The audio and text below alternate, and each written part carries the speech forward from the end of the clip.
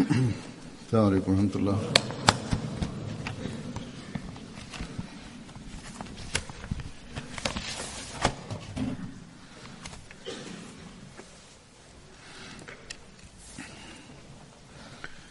أشهد أن لا إله إلا الله وحده لا شريك له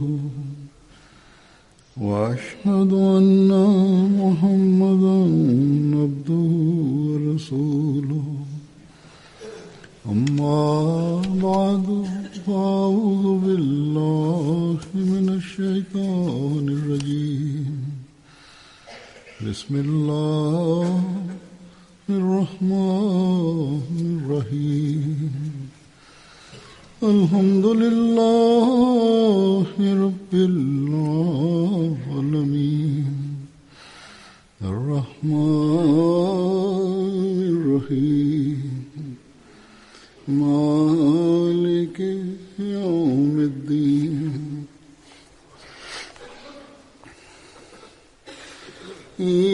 إياك نعبد وإياك نستعين اهدنا الصراط المستقيم صراط الذين أنعمت عليهم غير المغضوب عليهم ولا الضالين.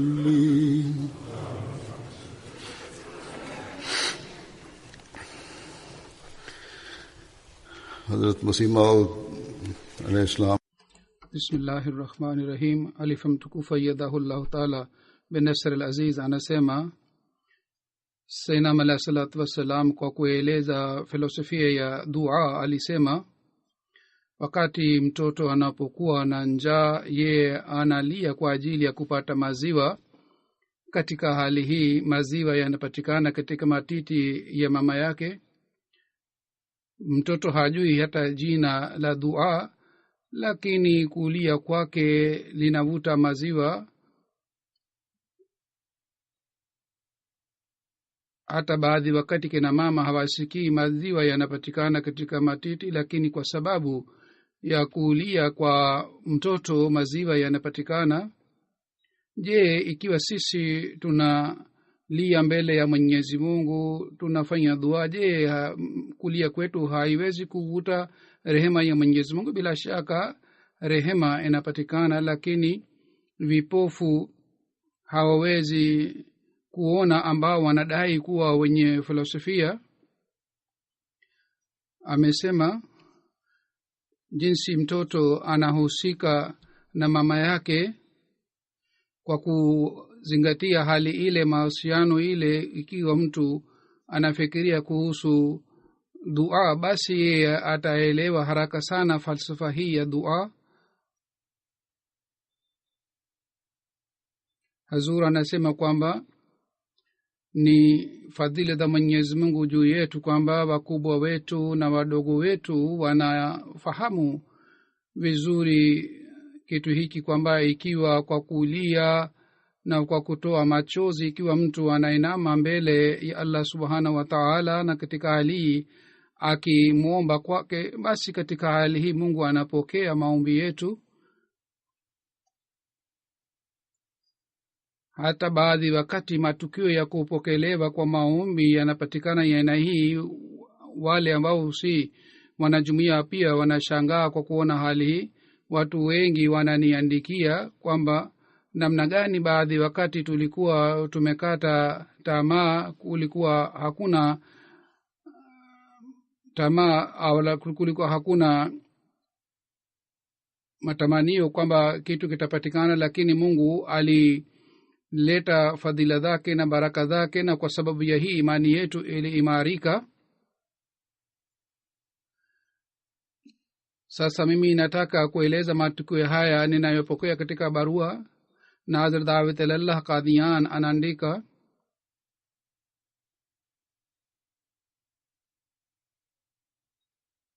kuwa Amir Sahib wa Hoshiarpur aliniambia katika kijiji Kiracharwal kulikuwa hakuna mvua, na kwa sababu ya hii wenyeji walikuwa na wasiwasi sana. Hata maji yalikuwa hayapatikani katika visiwa.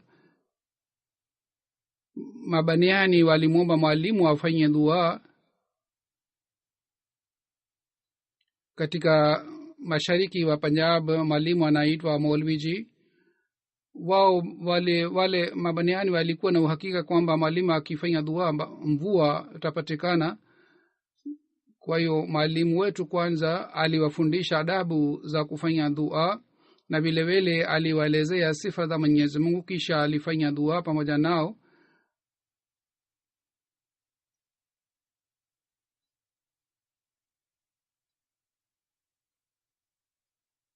Mwenyezi Mungu alipokea dua ya huyu mwalimu wa jumuiya, na katika masaa 2 na 3 mvua ilianza kupatikana, ilianza kunyesha, na ilithibitisha kwamba Mungu anapokea dua. Kwa sababu ya hii wenyeji wote wa kijiji walipata athari nzuri, na wote walisema kwamba kwa sababu ya maombi wanajumuiya mvua ilipatikana. Hivyo ndivyo Amir Saheb wa Fiji anaandika kwamba kabla hatujakwenda katika ziara ya Tuwalu, mbashiri wa Tuwalu alituambia kwamba hapa kwa muda mrefu mvua bado haujanyesha, na watu wote wanategemea mimea wa mvua. Kwa hiyo kabla ya kwenda Tuwalu, mbashiri aliniandikia kwamba ufanye dua mvua ipatikane. Anasema sisi tulipofika Tuwalu, wenyeji wakule wao wakaeleza wasiwasi yao kwamba maji yamekauka na mvua hainyeshi. Anasema siku ile ile nilipofika usiku, wakati wa swala ya Isha, nilitangaza kwamba sajda ya mwisho ya swala yetu, katika sajda ile tutafanya dua ya mvua. Mwenyezi Mungu alipokea maombi yao, na usiku ule ule mvua ilinyesha. Hata baada ya siku ile mara 3 mara 4 mvua ilinyesha, na watu wa hali ya hewa walitoa bishara kwamba mvua haitanyesha kwa muda mrefu sana, lakini kwa sababu maombi yao mvua ilinyesha. Anasema baada ya siku ile, simu yoyote tulipokwenda kutembelea, watu walisema kwa sababu ya kuja kwenu mvua ilipatikana katika kisiwa hiki.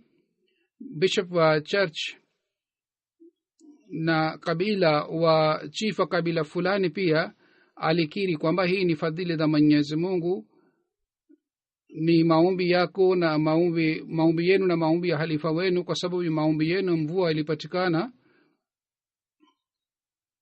Mvua hii ilileta uimara kwa ajili ya wanajumuiya, hata kwa ajili ya wasiokuwa wanajumuiya ilikuwa dalili ya kweli wa Sayyidina alayhi salatu wassalam. Hazur anasema kwamba sehemu nyingine kuonyesha kwa mvua inakuwa msaada wa Mwenyezi Mungu, na sehemu nyingine kutokuwa na mvua pia inakuwa baraka na inakuwa nishani ya kupokelewa kwa maombi. Hata watu kwa kuona nishani hizi wanapokea Islam au hawapokei, lakini wanakiri kwamba Mungu wa Islam anapokea maombi ya Waislamu. Kutoka Guinea Bissau ambayo ni nchi ya Afrika Magharibi, mwalimu Bana Abdullah kutoka kule anaandika, tulienda katika kijiji Senchang kwa ajili ya mahubiri, na tuliwakusanya watu na tukawahubiri. Wakati wao walipokuwa wanahubiriwa katika hali hii, mvua ikaanza kunyesha sana, na kwa sababu ya kelele ya mvua nilikuwa siwezi kuwasikilizisha watu sauti yangu, na niliona kwamba labda watu ondoka kwa sababu walikuwa hawasikii nilipokuwa nasema. Katika hali ile ile nikafanya dua, Mola wangu, mvua pia ni yako, na ujumbe ambao nimekuja nao ule ujumbe pia ni kutoka kwako, lakini kwa sababu ya kuwa kelele ya mvua hawawezi kusikia ujumbe wako. na wako tayari kuondoka kwa sababu ya hii. Anasema mimi nilifanya tu dua hii, mara nikaona kwamba mvua ikasimama na watu takriban 150 ambao walikuwa pale walihubiriwa vizuri. Na anasema baada ya mahubiri hawa watu wote wakapata bahati ya kujiunga na jumuiya. Halifa mtukufu yadahullah taala anasema kwamba hapo ambapo baada ya kufanya dua mvua ilikatika, na hali hii ilizidisha imani ya mwalimu wetu, na pamoja na kumzidishia imani Mwenyezi Mungu alionyesha watu kwamba Mwenyezi Mungu anapokea maombi. Wapo wengine ambao wanasema Mungu anaonekaje? Mungu anaonekana hivi kwa kuonyesha kudra yake. Wale watu ambao walikuwa tayari kuondoka kwa sababu ya mvua, kwa kuona fadhila hii ya Mwenyezi Mungu, si hii tu kwamba waliendelea kukaa pale na kusikiliza hutuba ya mwalimu, bali walipokea jumuiya Ahmadiyya. Katika Bandondo, Afi Muzawwal Saheb mbashiri wa Bandondo anasema, mimi pamoja na mwalimu na khudam wawili tulienda katika kijiji fulani. Njiani mvua ikanyesha sana na tulikuwa hatuwezi kwenda mbele kwa sababu ya mvua, kwa sababu barabara ilikuwa ya udongo na sisi tulikuwa hatuwezi kwenda mbele. Tukasimama sehemu moja na tukaanza kufanya dua pale: Mola wetu, sisi tunaenda kwa ajili ya kufikisha ujumbe wa Masihi wako, basi ututeremshie fadhila zako, baraka zako, ili shida zote za njia ziondoke. Na kule watu walipelekewa ujumbe kwamba sisi tunaenda kwa ajili ya mahubiri. Anasema Mungu alipokea dua yetu mara moja na mvua ikakatika mara moja, lakini kwa kidhahiri ilionekana kwamba mvua itaendelea mpaka jioni, na kwa sababu ya hii tulikuwa na wasiwasi sana, lakini Mungu akaleta fadhila zake. Kwa hiyo tukafika kijijini kwa wakati na tukafanya dua na tukafanya mahubiri pale katika kijiji kile kuhusu mada hii ya kwamba kwa sababu ya dua mvua ilikatika. Mbashiri wa Switzerland anasema jumuiya katika eneo la Lakeville imenunua kiwanja kwa ajili ya ujenzi wa msikiti, na kule tuliweka mpango wa kupanda mti, na wageni wasikuwa Waislamu pia walialikwa kwa ajili ya sherehe hii. Na siku ambamo tulipanga tutapanda mti, siku ile ilitabiriwa kwamba mvua itanyesha sana na sherehe hii ilipangwa nje. Kwa hiyo tulikuwa na wasiwasi sana, mvua ikinyesha itakuwaje? Na Huzur anasema yeye aliniandikia barua chungu mzima ili nifanye dua. Anasema siku ya ile sherehe tulipokwenda kule mahali ambapo tulipanga sherehe, kwanza mvua ilianza kunyesha na kulikuwa hakuna dalili kwamba mvua itakatika, lakini kwa sababu ya maombi Mwenyezi Mungu akaleta baraka zake. Na saa moja ilikuwa kabla ya kwanza kipindi kile, jua likatoka na mvua ikakatika. Wakati wa sherehe ile counselor alikuja. Kwanza kabisa huyu counselor katika hutuba yake alisema, je, nyinyi kwa ajili ya sherehe yenu ulipanga hali ya hewa pia? Yeye aliambiwa kwamba sisi tunafanya dua, na halifa pia tulimwandikia barua ya dua, na tulikuwa tunategemea Mungu ataleta baraka zake na tutaweza kufanya sherehe hii. Kwa hiyo sherehe ilifanyika vizuri, na habari hii ilichapwa katika gazeti na watu wengi walipata ujumbe kwa kupitia habari hii. Hazur anasema sisi hatuwezi kuzuia hali ya hewa, lakini sisi lazima tunainama mbele ya Mwenyezi Mungu ambaye anasimamia hali ya hewa. Khalifa mtukufu anasema kwamba nataka kueleza matukio mengine ya kupokelewa kwa maombi. mungu wetu si mungu wa msimu tu au wa hali ya hewa tu, bali yeye ni mungu mwenye kudra sana ambaye anapokea maombi ya kila aina. Mwenyezi Mungu ana sifa chungu nzima, na yeye anaonyesha, anadhihirisha sifa zake. Katika Benin, mwalimu wetu bana Matin Saheb anaandika, siku kadhaa iliyopita majuzi mwanajumuiya mpya alinijia na akasema, Bashiri uje nyumbani kwetu. Akasema hali ya mke wangu si nzuri. Anasema kwa kusikia hii mimi nikaenda nyumbani kwake pamoja na mke wangu, kwa sababu mke wake alikuwa mjamzito na alikuwa karibu kuzaa, lakini alikuwa na homa kali sana, na kwa sababu ya homa kali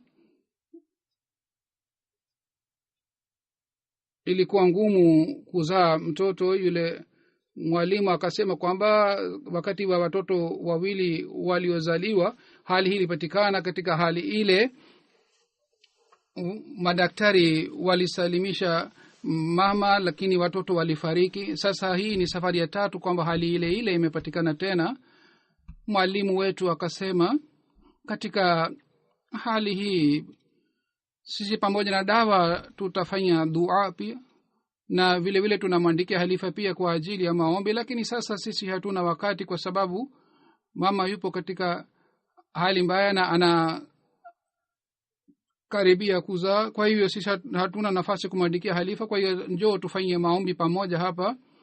Anasema mimi kwa kutaja majina ya Mwenyezi Mungu mtakatifu na kwa kumsalia Mtume Muhammad sallallahu alaihi wasallam nikaanza kufanya maombi, na wakati nilipomaliza dua nikasoma sura Fatiha juu ya maji na nikampatia yule mwanamke. Nikafanya hii mara 2 mara 3, yani baada ya kusoma sura Fatiha nilimpatia maji yule mwanamke. Baada ya baada ya kidogo yule mtu akaja akasema mtoto amezaliwa na mama yuko salama na mtoto pia yuko salama. Hivi imani ya yule mtu ilizidi sana juu ya Mwenyezi Mungu, imani yake ilimarika juu ya Mwenyezi Mungu. Tangu siku ile huyu bana kwa unyenyekevu na kwa moyo wote akaanza kufanya dua. Hivyo ndivyo kwa kueleza habari ya mgonjwa mmoja Amir Saheb wa Kenya anaandika, rais wa jumuiya fulani ya kule alikuwa anaumwa sana. Nilipomuuliza hali yake ikoje, akasema mimi nimepata majibu kwamba siwezi kuishi, maisha yangu ni kidogo, kwa hivyo mnaweza kupata taarifa ya kifo changu.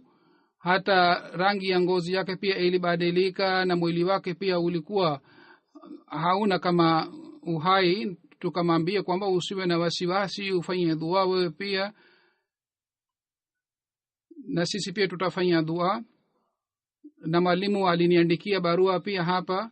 Mwalimu anasema baada ya wiki moja mimi nilipoenda tena katika jumuiya ile kwa ajili ya kuongoza swala ya Ijumaa, nilimkuta yule bana hali yake ilikuwa kidogo nafuu, na baada ya siku kadhaa wao walipata jibu langu pia kwamba Mwenyezi Mungu atawapatieni shifa kamili.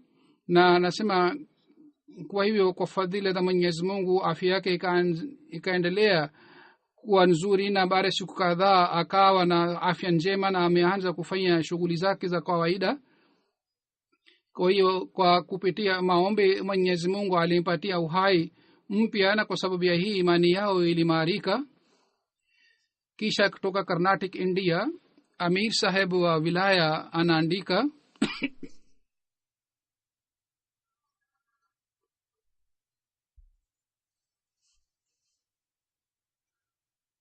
rais wa jumuiya fulani ya pale anaandika kwamba akapata maradhi ya brain tumor na akalazwa hospitalini, na madaktari wakasema huyu hawezi kutibiwa na wakati wa upasuaji huenda yeye atakufa. Kwa hiyo yeye akaniandikia barua kwa ajili ya maombi. Mimi nilimtumia barua kwamba Mungu akupatie afya njema.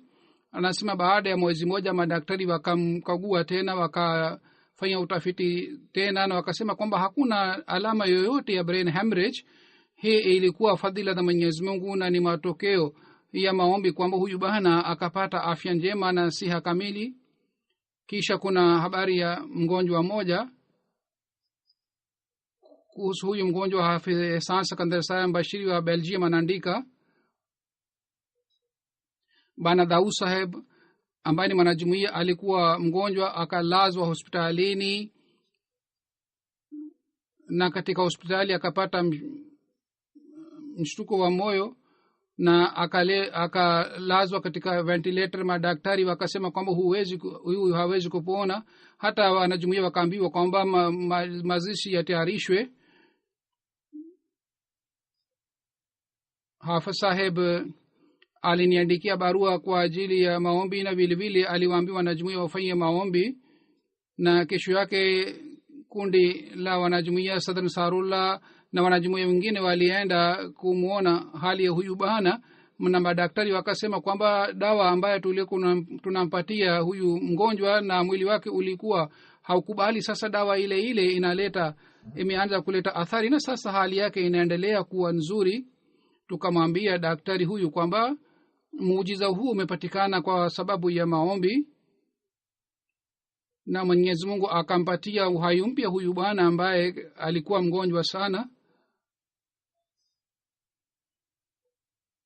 Hazur anasema kwamba kuna matukio mengine ya kupokelewa kwa maombi. Matukio haya yanawazidishia wanajumuiya katika uimara wa kujenga mahusiano na uhalifa na vile vile kuimarisha imani yao. Bana Mustafa Saheb anaishi katika Saudi Arabia. Anasema mimi nilikuandikia barua kwamba mimi nipate uhamisho katika mji fulani, na kule mimi niweze kukaa pamoja na familia yangu, na ilionekana kwamba hii haiwezekani, lakini kwa sababu ya dua yako Mungu amefanya muujiza kiasi hiki kwamba wameanza kuwahamisha watu, na mimi namba yangu imekuja ya kwanza.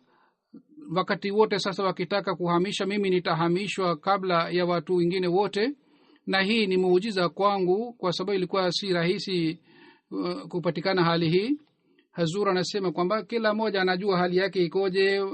Mambo mengine yanaonekana ni mambo madogo, lakini yule ambaye anahusika na yale mambo kwake inakuwa muhimu sana, na yeye anajua kwa fadhila za Mwenyezi Mungu namna gani hali ile imeharibika. Mwalimu kutoka Morogoro, Tanzania, Bana Latif Saheb anaandika,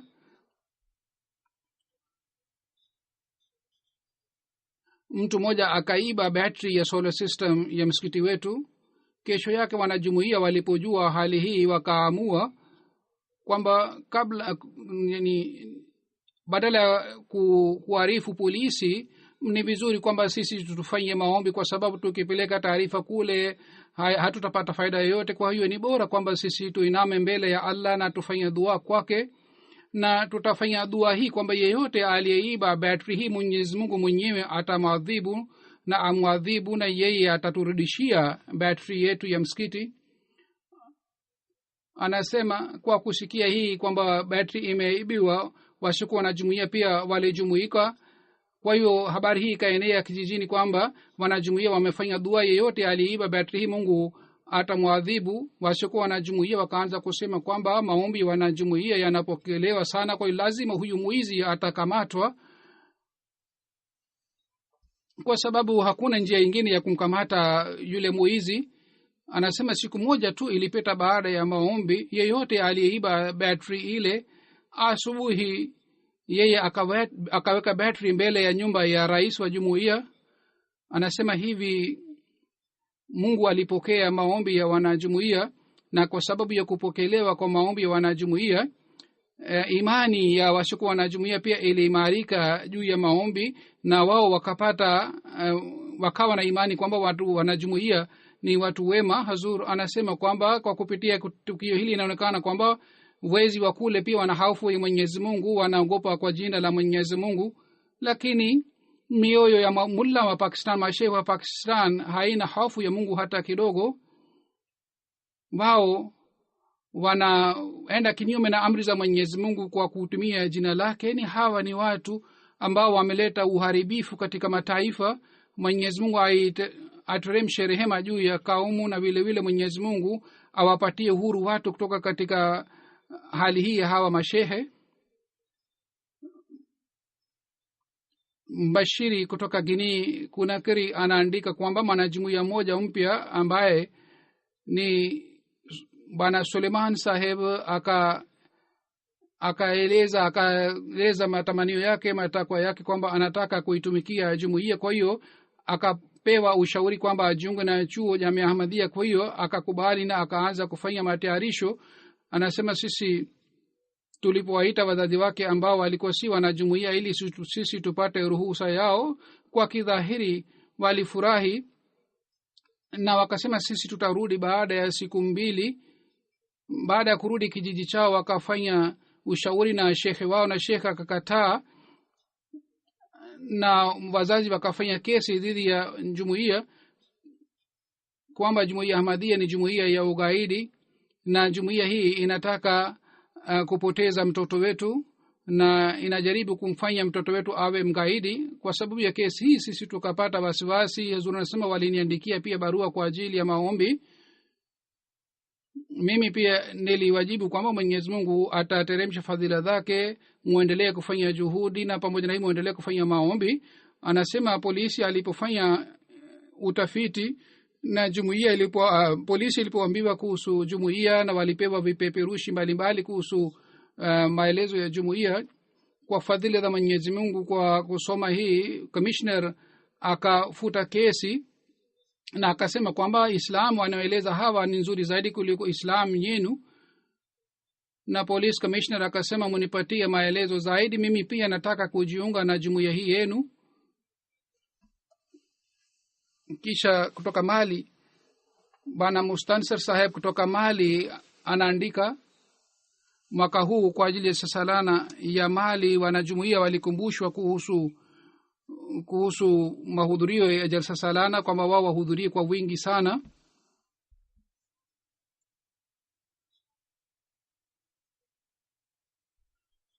Lakini kuna jumuiya moja ambayo ni mbali sana, takriban ni kilomita 400, franc 10,000 ni nauli kutoka kule kufika mahali ambapo jalsa salana inafanyika. Mtu mmoja aitwaye bana Yahya Saheb anavua samaki kutoka mto na anauza samaki. Baada ya kuvua, huyu bana akakusanya nauli mwaka mzima ya mtu mmoja. Akasema mwaka jana nilienda mimi, lakini mwaka huu kwa sababu nina nauli ya mtu mmoja, kwa hiyo nitamtuma mke wangu kuhudhuria sasalana. Bashiri akamwambia, nia yako ni nzuri, lakini ufanye juhudi kwamba uweze kuhudhuria jalsa salana pamoja na mke wako, na ufanye dua kwamba Mwenyezi Mungu akupatie samaki kwa wingi kiasi hiki kwamba wewe pia upate nauli ya kuja jalsa salana. Anasema siku ambayo walipanga watu wataondoka kwa ajili ya safari ya jalsa, usiku yule bana akaja katika mission house na alikuwa ameshika samaki kubwa sana ya kilo 12. Alisema nilipokwenda asubuhi kuvua samaki nilifanya dua sana kwamba kesho watu wataenda safarini kuhudhuria jalsa salana na mimi sina nauli. Mola wangu nisaidie ili mimi niweze kuhudhuria jalsa salana, nia yangu ni safi kabisa. Anasema mimi nilipovua samaki wakati wa alasiri, ilikuwa samaki moja kubwa sana, na mtu mmoja akanunua ile kwa bei ya 18,000 na mimi nikamchukua ruhusa kwamba kwanza ninataka nionyeshe Bashiri samaki hii. Kwa hiyo kwa kuuza samaki hii nimepata nauli ya kuja jalsa salana, hata nilikuwa na zaidi fedha kwa ajili ya safari yangu.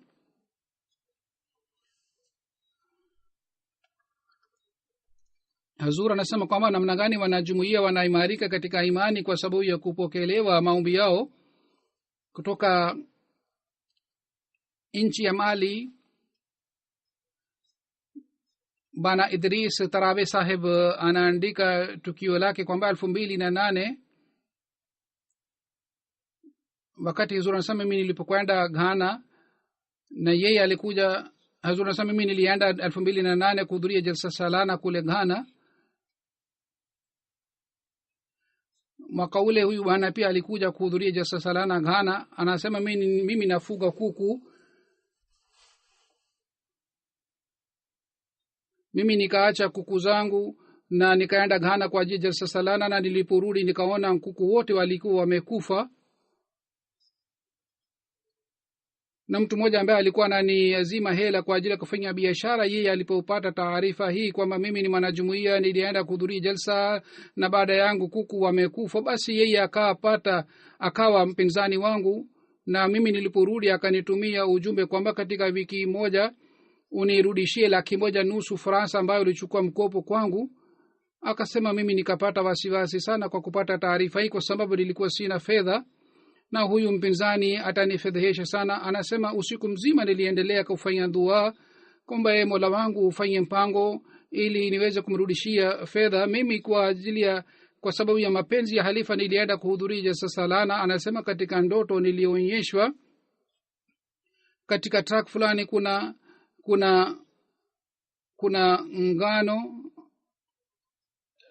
na imeanguka katika truck ngano mazao, na nilionyeshwa mahali ambapo ngano na mazao yalikuwa yameanguka. Mimi nilipokwenda sehemu ile niliona katika ndoto, nikaanza kukusanya ngano na mazao na nikapata mfuko, na katika mfuko ile ilikuwa 180,000 franc. Nikawauliza watu kwamba hii ni fedha ya nani. Watu wakasema usiku truck moja ilikuwa imesimama hapa lakini imeenda Senegal. Na nikawaambia nimepata fedha, ikiwa mtu yeyote ambaye aliangusha fedha basi aniambie. Lakini hakuna hata mtu mmoja ambaye alikuja kudai fedha. Yule mpinzani akaja tena kuchukua fedha. Nikamwambia usubiri kidogo, nitakurudishia fedha, Mungu ameshafanya mpango wangu. Kwa hiyo mimi nikamrudishia fedha. Anasema sasa miaka mingi imepita, hata mpaka leo hakuna mtu yeyote ambaye alikuja kudai fedha ile ambayo nilikuta njiani. Hivyo ndivyo kutoka katika Germany bana Hafizullah Barwana Sahib Bashiri anaandika kwamba mwanajumuiya mpya bana Ehsan Sahib ambaye ni mwenyeji wa Lebanon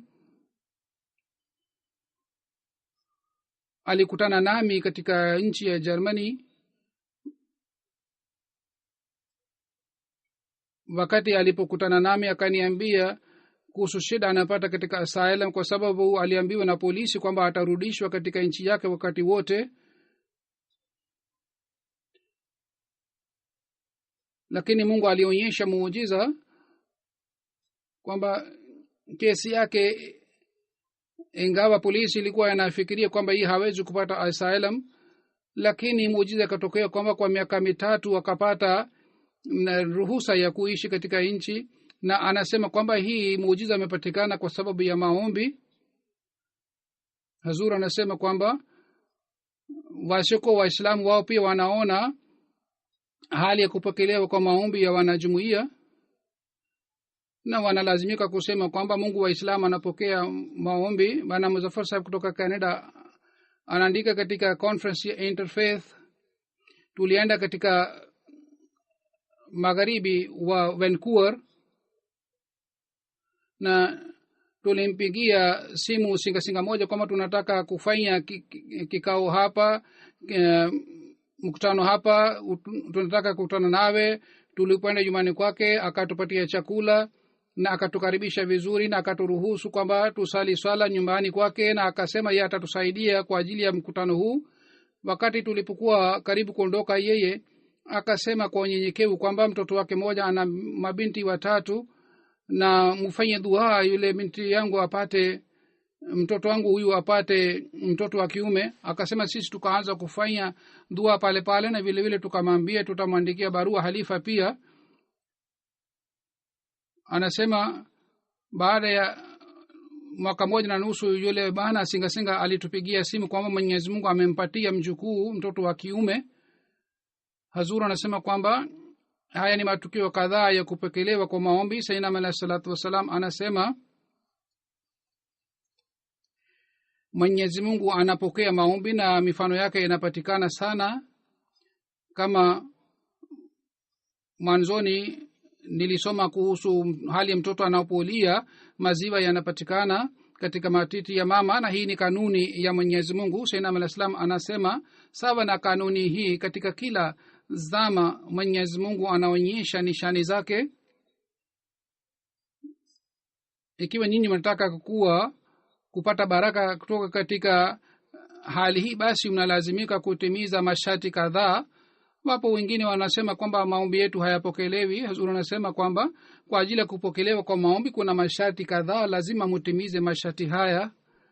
Sayyidina Al-Islam anasema kwanza kabisa ni hii kwamba mtu afanye vitendo vizuri, na vile vile mtu anatakiwa awe na itikadi hali ya juu ya Mungu. Yule mtu ambaye harekebishi itikadi zake na yeye hafanyi vitendo vizuri, harekebishi hali ya vitendo vyake na anafanya dua, basi yule mtu anataka kujaribu Mungu katika hali hii. Basi ikiwa upande mmoja mtu anatakiwa imarishe imani yake, na pamoja na hii anatakiwa afanye vitendo vyake vyote sawa na amri na ridhaa ya Mwenyezi Mungu. Hii haiwezi kutokea kwamba sisi tusiswali na hatusitimize haki za watu, na wakati tunapopata shida wenyewe, basi katika hali ile tuanze kumkumbuka Mungu na tuanze kutimiza haki za watu. Bali kwanza tunatakiwa tuboreshe hali zetu wakati tunaporekebisha hali ya itikadi yetu. Na kwa kurekebisha itikadi, maombi hayapokelewi, bali mtu anatakiwa arekebishe vitendo vyake pia, afanye vitendo vizuri. Na vitendo vizuri ni kwamba haki za Mungu zitimizwe na haki za viumbe vyake pia vitimizwe. Hali hii itakapopatikana, basi Mungu atapokea maombi yetu.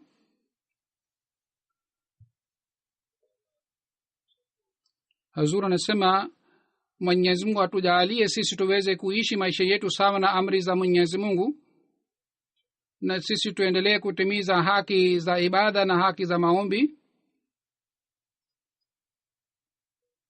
Hazur anasema baada ya swala nitaswalisha jeneza 2 ghaibu. Jeneza ya kwanza Chaudhry Nematullah Sahi Saheb,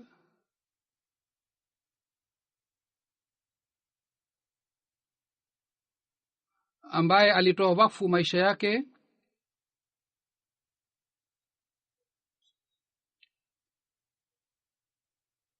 Aliwahi kuwa nazim jaidad kutoka Sadr Pakistan.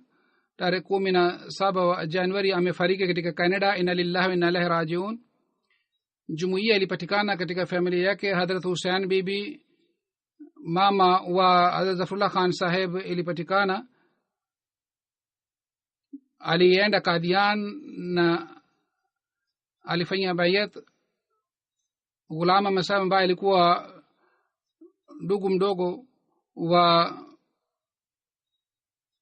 mume wake, yeye alifanya dua, na huyu alikuwa babu wa Chaudhry Nematullah Saheb. Chaudhry Saheb alipata nafasi ya kuitumikia jumuiya. Aliwahi kuwa amir jamaat wa Hyderabad, aliwahi kuwa nazim wa Hyderabad na qaid Khudam Ahmadiyya wa Hyderabad, nazim jaidad Sadr Ahmadiyya Pakistan. Pia alitumikia jumuiya kule pia. Tangu utoto wake alikuwa akiswali swala ya tahajjud, na mpaka mwisho wa uhai wake alikuwa anaswali tahajjud, alikuwa anaswali swala. Alikuwa hajali hali ya hewa ikoje, bali katika msimu na katika baridi na joto alikuwa akifanya juhudi kusali swala msikitini, na alikuwa akitegemea sana dua. Alikuwa akipenda sana uhalifa na alikuwa akishiriki jalsa salana bila kukosa.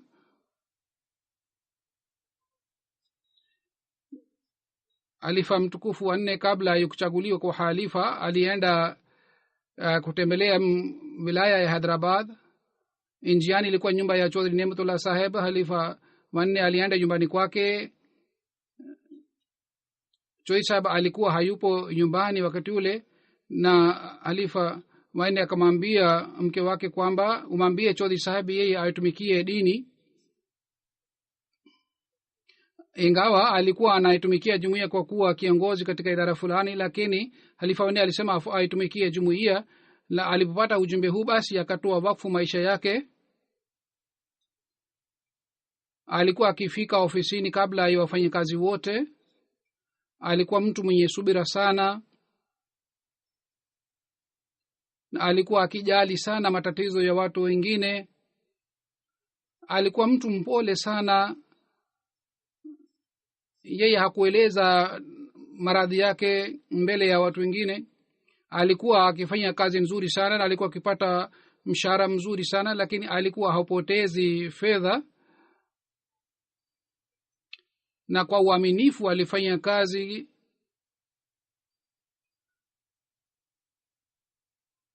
Na kwa sababu ya hii viongozi wake ambao walikuwa wenye viwanda, wao pia walikuwa wanamtegemea sana huyu marehemu. Kwa sababu ya uaminifu wake, mtoto wake pia alipoanzisha kazi katika kiwanda fulani, wenye viwanda wengi walisema sisi tunataka kufanya kazi pamoja nawe bila kuwa na dhamana yoyote, kwa sababu sisi tuna dhamana hii na dhamana hii inatosha kwamba wewe ni mtoto wa bana Chaudhry Nematullah Saheb.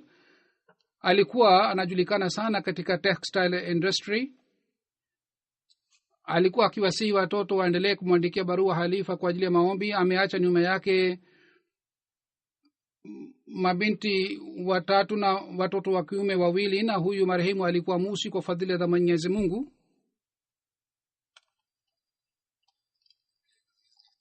Jamaa yake moja anaandika,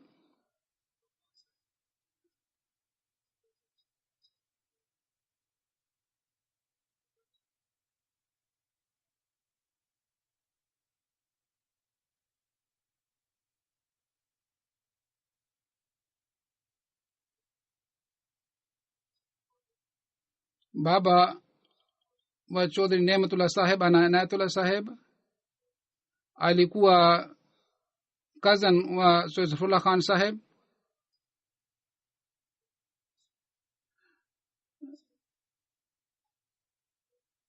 Sayyid Zafrullah Khan Saheb alimwandikia barua baba wa Nematullah Saheb, nilipokuwa Pakistan nikapata taarifa kwamba wewe umekashirikia mtoto wako Sayyid Nematullah Saheb. Mimi sijui kwa nini umemkashirikia yeye, lakini nataka nikuambie kwamba muda wote ambao Nematullah Saheb alikuja hapa Uingereza, mara wakati wote nilipokwenda Uingereza alikutana nami. Wakati alipokuwa katika Switzerland mimi pia nilikutana naye kule. Chaudhry Zafrullah Khan Saheb anasema mimi naweza kusema kwa yakini sana kwamba nimemwona marehemu alikuwa mwenye hulka njema na mwenye mtiifu wa hali ya juu, na yeye alikuwa na hulka njema. Kwa hivyo wewe unatakiwa uwe na fahari badala ya kumkasirikia. Muda wote alikaa nje kutoka Pakistan. Alikuwa mtu mwema sana, mimi niliridhika naye. Mimi naendelea kumwombea sana, na katika sala zangu zote mimi naendelea kufanya dua kwa ajili ya marehemu.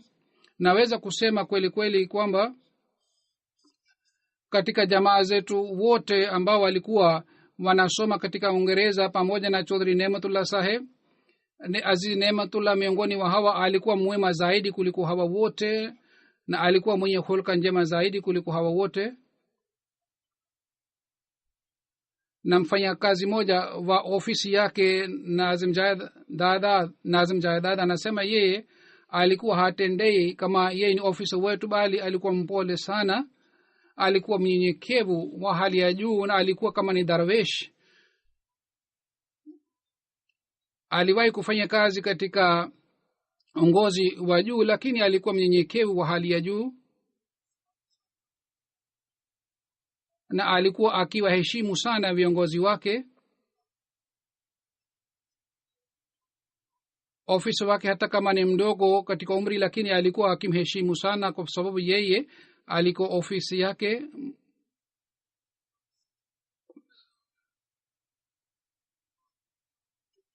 Ameandika kwamba baada ya kutoa wakfu yeye alikuwa hafikirii kuhusu nafsi yake, alikuwa hana kibri hata kidogo, bali yeye alikuwa mnyenyekevu wa hali ya juu.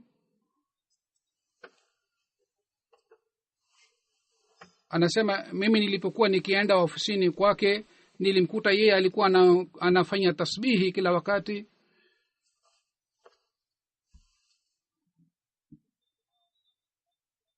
anasema ikiwa kulikuwa swali la nidhamu ya jamaat, basi alikuwa hajali kuhusu jamaa zake na mahusiano ya aina yoyote. Mtu mmoja aliyanganya uwanja wa jamaat, na yule bana ambaye alijanganya kiwanja akaanza kusema mimi ni jamaa wa Chaudhry Sahib, kwa hiyo mimi nisiulizwe. Chaudhry Sahib alipopata taarifa hii, yeye alimwambia, alimkasirikia sana yule jamaa, na yeye hatuwahi kumuona yeye alimkasirikia mtu kama yeye alimkasirikia yule mtu ambaye alienda kinyume na nidhamu. Anasema Chaudhry Sahib aliniambia kwamba mimi sikupigana au sikumkasirikia mke wangu, na jina la halifa ilipotajwa yeye alikuwa akipata shauku sana na bashasha sana. Mtoto wake moja alipeleka mposa na alijua kwamba halifa wanne hapendi yule binti, akamuita mtoto wake na akasema mimi sisemi kwamba uvunje uhusiano huu, siwezi kukulazimisha, lakini mimi nataka kumwambia kwamba ikiwa halifa nne hapendi harusi hii, basi mimi pia sitashiriki harusi hii. Kwa hiyo yule mtoto yeye aliacha yule binti na hakumuoa. Mwenyezi Mungu aiweke roho ya marehemu hala pema na awajalie watoto wake waendelee na mema yake. Jeneza ya pili ni ya Zafrullah Sahib kutoka Sheikhpura. Tarehe 9 wa Januari alifariki. Inna lillahi wa inna ilaihi rajiun. Alikuwa mwanajumuiya kwa kuzaliwa. Baba yake aitwa Aladita Saheb 1928 alijiunga na jumuiya. Aliwahi kuwa rais wa jumuiya katika kijiji chake Karto. Alikuwa akiswali sala ya tahajjud bila kukosa, na alikuwa akiswali swala 5 bila kukosa. Alikuwa akisikiliza hutuba zangu, alikuwa akitoa michango yote. Alikuwa mtu mnyenyekevu, na yeye alikuwa akizingatia sana malezi ya watoto. Ameacha mabinti 3 na watoto wa kiume 3. Mtoto wake moja Sajid Mahmud Buttar Sahib ni bashiri wa jumuiya, na katika Jamia Ahmadiyya Ghena anasomesha. Na yeye kwa sababu ya majukumu ya jumuiya yeye hakuweza kwenda Pakistan kwa ajili ya mazishi. Mwenyezi Mungu amjalie mbashiri subira. Mbashiri anasema kwamba wazazi walizingatia sana malezi yetu. Alikuwa akichukua mimi pamoja naye msikitini, na yeye mgeni alipokuwa akija alikuwa akisema mimi nimemtoa wakfu huyu mtoto na nitampeleka Jamia Ahmadiyya. Athari yake ilikuwa hii kwamba mimi sikufikiria kuhusu masomo mengine, bali mimi nilikuwa nafikiria kitu hiki tu kwamba nitaenda Jamia Ahmadiyya kwa ajili ya kusoma. Mwenyezi Mungu ajalie watoto wake pia waendelee na mema yake, na jinsi aliyotoa mtoto wake wakfu. Mwenyezi Mungu amjalie mtoto wake pia yeye aweze kuelewa roho ya wakfu na atimize wakfu yake daima dawamu. Mwenyezi Mungu aiweke roho yake mahala pema na amghofirie marehemu. Amin.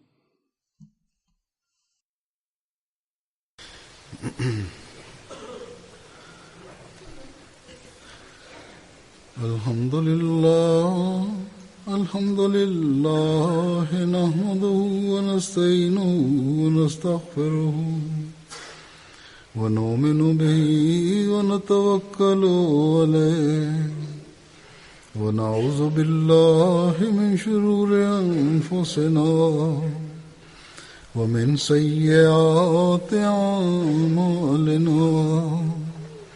من يهده الله فلا مضل له ومن يضلله فلا هادي له ونشهد أن لا إله إلا الله ونشهد أن محمدا عبده ورسوله. عباد الله رحمكم الله، إن الله يأمر بالعدل والإحسان وإيتاء ذي القربى وينهى عن الفحشاء والمنكر والبغي يعظكم لعلكم تذكرون اذكروا الله يذكركم وادعوه يستجب لكم ولذكر الله أكبر